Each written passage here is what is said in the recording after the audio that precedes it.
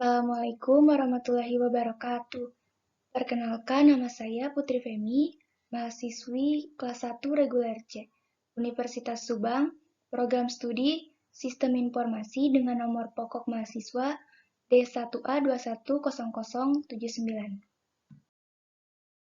Pada kali ini, saya akan menjelaskan mengenai materi isi buku dari Pendidikan Pancasila untuk Pendidikan Tinggi dengan pengarang Dr. Ujang Carda, S.Sh, M.H, M.Ip, M.Ap.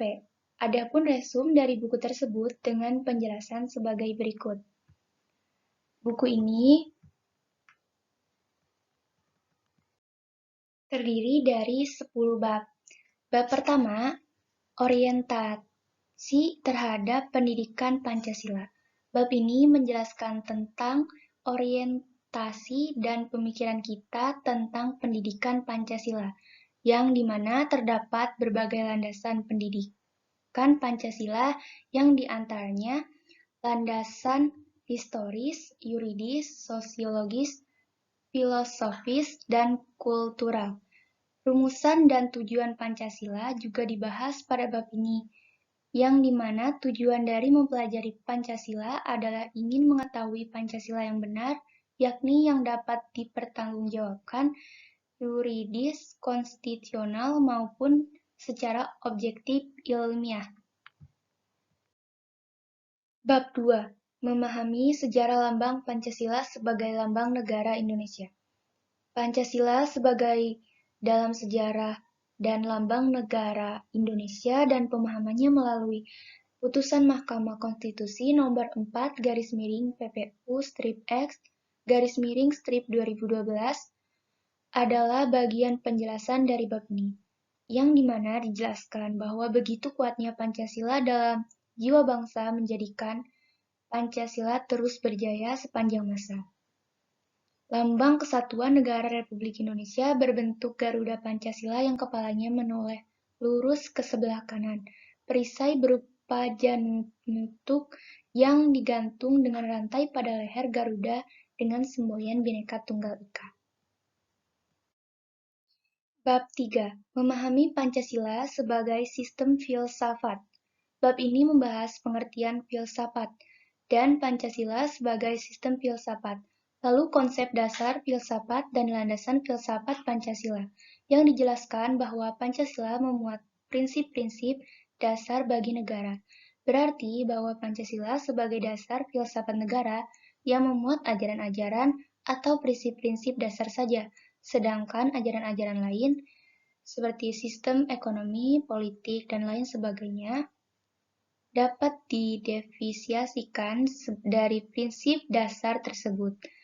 Dan konsep dasar Pancasila adalah pandangan tentang manusia yang mempunyai peran sentral dalam filsafat Pancasila, manusia sebagai objek maupun subjek. Bab 4. Memahami Pancasila sebagai sistem nilai, etika, dan norma. Pada bab ini menjelaskan tentang nilai, etika, dan norma. Nilai sendiri merupakan sifat melekat pada suatu objek, bukan objek itu sendiri. Etika merupakan pedoman bagi manusia untuk bertingkah laku baik, sedangkan norma adalah kaidah atau petunjuk hidup yang mempengaruhi tingkah laku manusia dalam hidup bermasyarakat. Pancasila sebagai dasar filsafat negara pada hakikatnya merupakan suatu nilai yang bersifat sistematis, fundamental, dan menyeluruh. Bab 5. Memahami muatan sila-sila dalam Pancasila. Pada bab ini menjelaskan tentang muatan-muatan Pancasila, di antaranya menjelaskan tentang nilai-nilai yang terkandung pada Pancasila yang dimana terdiri dari hakikat abstrak, pribadi, dan hakikat konkret. Pancasila sebagai falsafah hidup bangsa, hakikat nilai-nilai Pancasila telah hidup dan diamalkan oleh bangsa Indonesia sejak negara ini belum terbentuk. Artinya, rumusan Pancasila sebagaimana tertuang dalam alinea keempat Undang-Undang Dasar 1945 sebenarnya merupakan refleksi dari falsafah dan budaya bangsa, termasuk di dalamnya bersumber dan terinspirasi dari nilai-nilai dan ajaran agama yang dianut bangsa Indonesia. Bab 6. Memahami Pancasila sebagai ideologi bangsa dan negara. Pada bab ini menjelaskan tentang ideologi bangsa dan negara di mana memiliki makna sebagai lembaga kemasyarakatan, sebagai manusia, organisasi, hidup senantiasa memiliki cita-cita, harapan, serta pemikiran bersama menjadi sifat dasariah dalam kehidupan bernegara. Bab 7. Memahami demokrasi Pancasila. Bab ini menjelaskan perkembangan dan konsepsi demokrasi di Indonesia.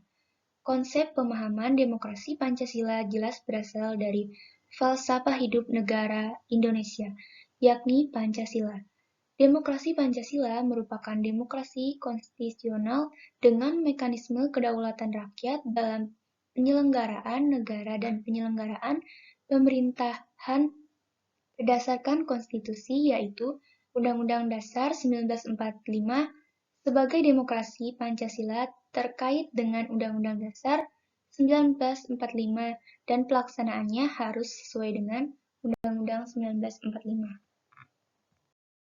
Bab 8. Memahami hak dan kewajiban hak asasi manusia dalam Pancasila. Membahas sejarah, istilah, macam-macam, dan pemahaman hak dan kewajiban asasi manusia dalam Pancasila. Dijelaskan bahwa hak asasi manusia dijamin oleh hukum, karena pada setiap diri manusia terdapat hak dasar sebagai pemberian Tuhan, seperti hak hidup, hak kebebasan, dan hak milik, yang sekarang berkembang tidak hanya sekedar hak dasar, tetapi juga turunan hak dasar, dan hak yang menyertai kehidupan manusia, yaitu hak sipil, hak politik, ekonomi, sosial, dan budaya. Bab 9. Memahami Pancasila dalam sistem ketatanegaraan Indonesia. Bab ini membahas isi arti Pancasila dalam kedudukan dan pembukaan Undang-Undang Dasar 1945, serta kedudukannya dan hubungan-hubungan yang ada serta strukturnya di dalamnya. Dijelaskan bahwa semua sila yang ada menjadi fundamen etis kehidupan bangsa Indonesia, yang berarti Pancasila adalah batasan-batasan kita untuk hidup, berbangsa, dan bernegara. Dan penjelasan hak akan kemerdekaan adalah hak daripada segala bangsa untuk memperoleh kemerdekaan, dan berlakunya hak kemerdekaan ini adalah sejalan dengan tuntunan peri kemanusiaan dan peri keadilan. Bab 10. Refleksi Pancasila sebagai paradigma reformasi dalam kehidupan bermasyarakat, berbangsa, dan bernegara. Pada bab ini dijelaskan mengenai pengertian Pancasila dengan paradigma dan hal-hal lainnya yang bersangkutan serta eksistensi Pancasila sebagai paradigma pembangunan di era globalisasi. Pancasila sebagai paradigma reformasi dalam kehidupan bermasyarakat, berbangsa, dan bernegara.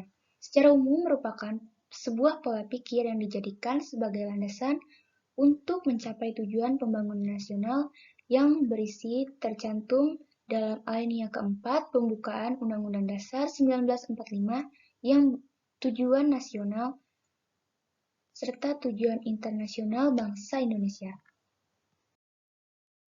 Dari uraian bab-bab di atas, isi buku pendidikan Pancasila ini menarik untuk kita baca. Di dalamnya banyak sekali ilmu-ilmu pendidikan Pancasila yang dapat memperkuat dan mempertangguh basic ideologi dalam membangun peradaban bangsa secara paradigmatik dan aplikatif, serta implementasian nilai-nilai Pancasila dalam kehidupan berbangsa dan bernegara. Bagi mahasiswa sendiri, buku ini bisa dijadikan sebagai motivasi untuk mendapatkan dan meningkatkan potensi serta prestasi akademik. Demikian resum buku ini saya buat untuk mata kuliah Pendidikan Pancasila. Wassalamualaikum warahmatullahi wabarakatuh.